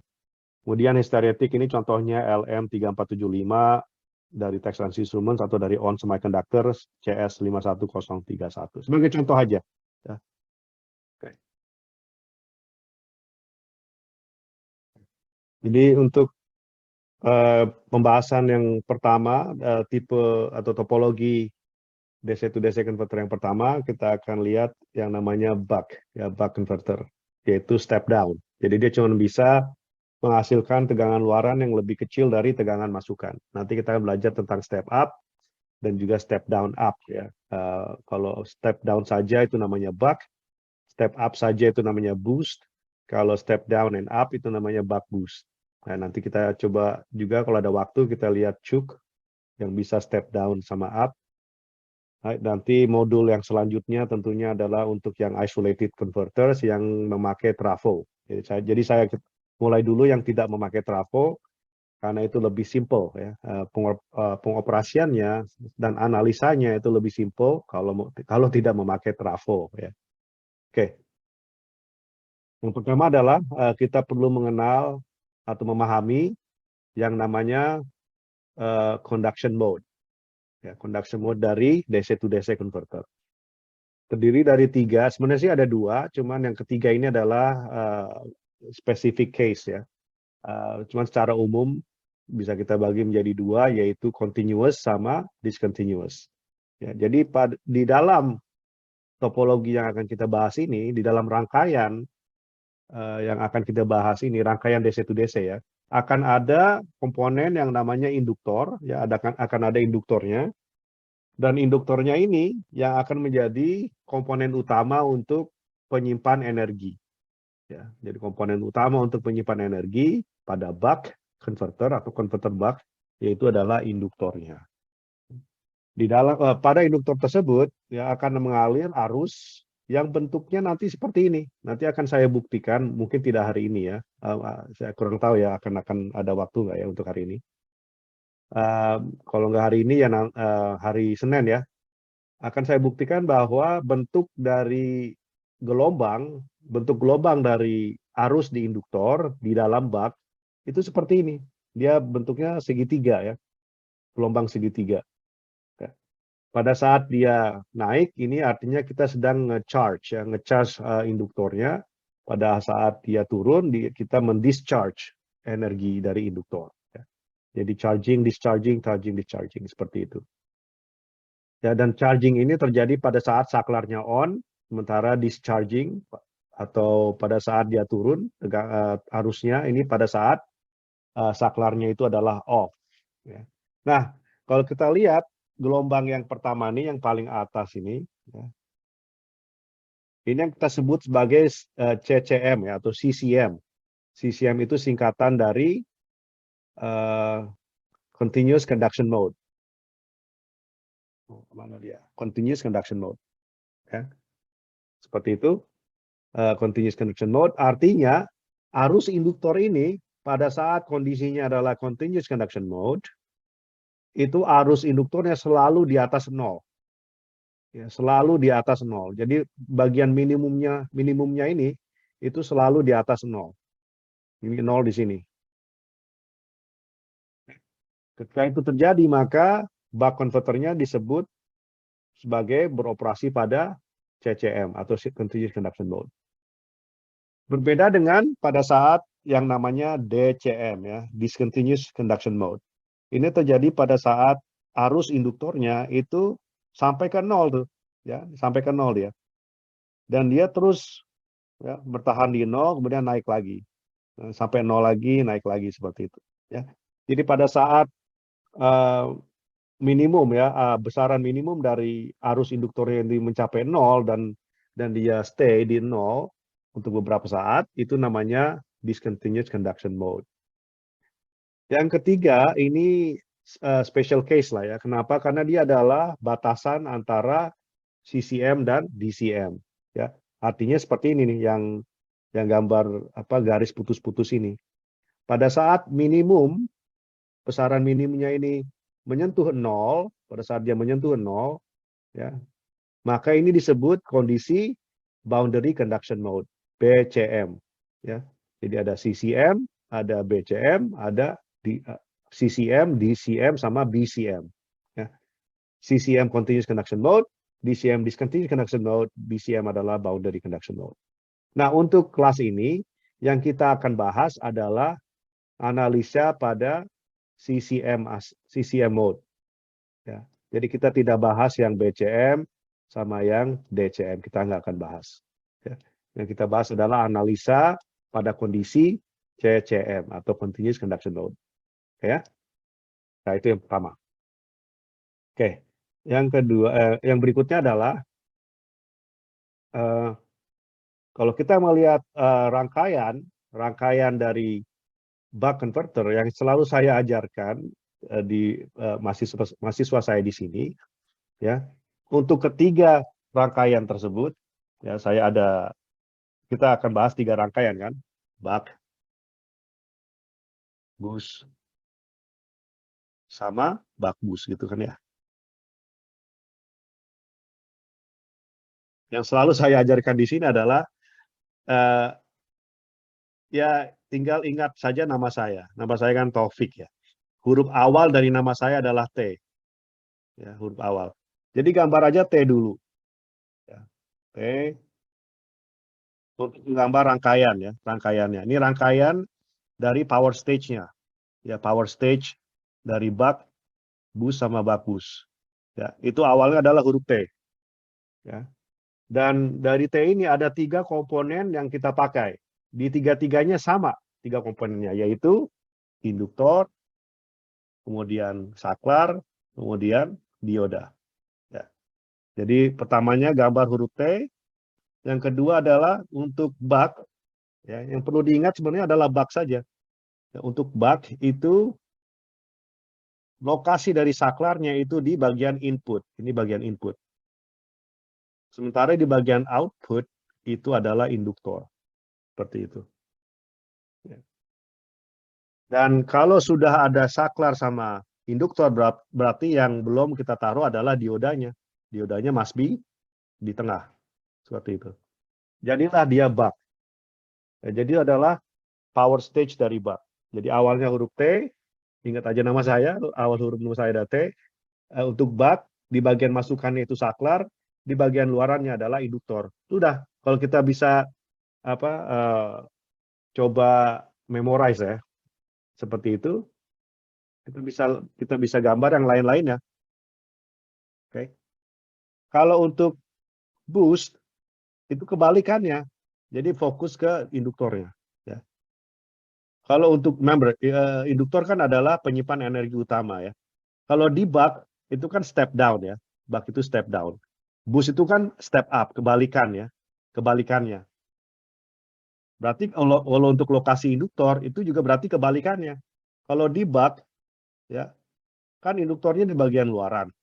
Kalau di boost berarti kebalikannya, yaitu berarti induktornya di bagian masukannya. Jadi awalnya huruf T lagi, dan kita ingat kan, oh saya ingat untuk buck, jadi yang perlu di memorize itu adalah buck saja. Untuk buck itu induktornya di output. Berarti untuk boost karena dia kebalikan dari buck, maka induktornya di input. Nah, karena induktornya di input, kita putar berlawanan dengan arah jarum jam. Ya. Karena dia induktornya di sini, maka switch-nya akan berada di tengah, saklarnya akan berada di tengah. Seperti itu. Kalau saklarnya ada di tengah, berarti yang masih missing adalah diodanya. Diodanya berarti ada di luaran, seperti ini. Maka jadilah boost. Nah, itu adalah boost. Jadi itu gambar dari buck sama boost. Udah kita tahu sekarang. Nah, kalau buck boost seperti apa? Sama juga awalnya dari huruf T, ya, huruf awal nama saya. Ya. Kemudian kita bisa lihat bahwa buck boost ini adalah kombinasi dari buck sama boost. Jadi inputnya seperti buck, outputnya seperti boost. Ya, inputnya seperti buck. Kita lihat buck. Buck inputnya apa? Saklar. Berarti dia ada saklar di sini. Ya. Sementara outputnya itu seperti boost kan? Buck boost namanya juga kan? Outputnya seperti boost, berarti kita lihat output dari boost. Outputnya apa? Dioda. Berarti dia dioda, cuman diodanya kebalik kalau bagus seperti itu. Diodanya kebalik. Ya, seperti itu. Ya. Jadi udah dapat nih saklar sama dioda ya, dengan melihat namanya saja saya sudah tahu bahwa yang di input udah pasti kayak buck, berarti ada saklar di input. Karena dia buck boost, maka outputnya seperti boost. Boost outputnya dioda, cuman kebalik diodanya. Ya. Kalau sudah ada 2, berarti yang masih missing adalah induktornya. Berarti induktornya tidak lain adalah berada di tengah, seperti itu. Jadilah buck boost. Jadi seperti itu cara kita tahu menggambar buck boost sama buck boost. Ya. Tentunya ini adalah power state-nya saja ya. Jadi kalau buck seperti saya sudah terangkan tadi, buck itu seperti ini ya. Ini buck nih. Ini hanya power stage-nya saja, ya. Nah, tentunya kalau untuk mau dilengkapi lagi ya tinggal ditambahin, ya. Nah, ini dasarnya sudah bagus, sudah kita gambar. Tambahannya adalah ya sekedar namanya juga tambahan ya. Tinggal ditambahin kapasitor. Udah jadi. Cuman biasanya untuk di textbook ya, kapasitor di input itu biasanya tidak digambar. Biasanya seperti ini udah gambar bak. Kenapa? Karena untuk di textbook ya, biasanya yang dipakai adalah sumber tegangan yang ideal. Kalau dia ideal, nggak perlu ada kapasitor. Buat apa kapasitor kalau dia DC? Kalau dia DC kan kapasitor open. Ya, kalau dia flat, sumber dayanya ini, kita gambar gelombangnya itu rata flat gitu ya, taruhlah 12 volt. Maka nggak ada fungsinya nih. Jadi ya open ya, jadi open saja. Makanya jadi useless lah istilahnya ya, seperti itu. Makanya kita lihat di buku-buku gambarnya seperti ini persis tuh, ya. V-in-nya tidak ada kapasitor ya, padahal di rangkaian yang kita temukan pada praktisnya itu yang namanya input kapasitor itu harus. Ya, jadi input kapasitor itu adalah keharusan. Ya, ini wajib ada. Ya, karena di lapangan yang namanya sumber tegangan itu tidak akan ideal, it's going to be non-ideal. Makanya diperlukan kapasitor di input, gitu ya. Jadi seperti itu.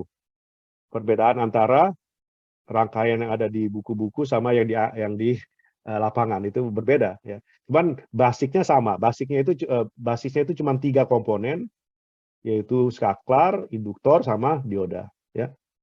Jadi seperti itu. Nah, untuk diagramnya, setiap topologi seperti buck boost sama buck boost itu seperti ini. Jadi ada yang namanya power stage. Ini saya agak terbalik ininya menerangkannya.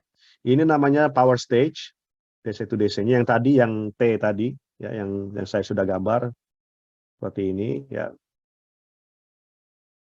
Nah, dan juga sama kapasitornya lah ya saya masukkan. Nah, ini di dalam DC to DC converternya, dan harus ada controllernya karena kita ingin meregulasi outputnya kan. Jadi ada bloknya lagi untuk controller ya. Nah, ini kelasnya berbeda nih. Untuk membahas ini kita pakai ada mata kuliah yang berbeda. Dan ini bentuknya berbeda juga tentunya. Nah, untuk yang power stage ini artinya apa power stage? Power stage itu artinya adalah bagian di mana daya itu mengalir. Jadi daya mengalir dari input ke output melalui power stage. Dia tidak akan mengalir ke sini. Dia tidak akan mengalir ke sini daya. Seperti itu.